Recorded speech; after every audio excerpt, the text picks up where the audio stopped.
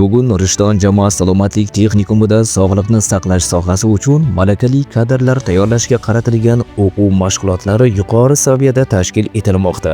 Ta'lim jarayonlari oliy toifali o'qituvchilar hamda ko'p yillik amaliy tajribaga ega tibbiyot mutaxassislari tomonidan olib borilmoqda.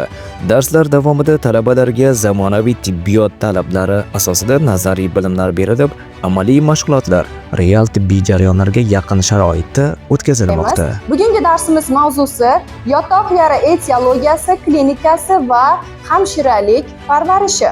Oliy toifali o'qituvchilar tomonidan berilayotgan nazariy bilimlar talabalarning tibbiy tafakkurini rivojlantirishga qaratilgan. Savol-javoblar orqali mavzular mustahkamlanib, talabalar bilim darajasi tahlil qilinmoqda. Demak, bemor tomonlarida, dumg'aza sohasida, tirsaklarida, umurtqa pog'onasi, kurak sohalari va ensa sohalarida eng ko'p yotoq yaralar paydo bo'ladi. Dars jarayonida talabalar tibbiy atamalarni to'g'ri qo'llash, mantiqiy fikrlash hamda kasbiy savodxonlikni oshirish imkoniyatiga ega bo'lmoqda. Bu esa kelajakda malakali va mas'uliyatli tibbiyot xodimlarini tayyorlashda muhim ahamiyat kasb etadi.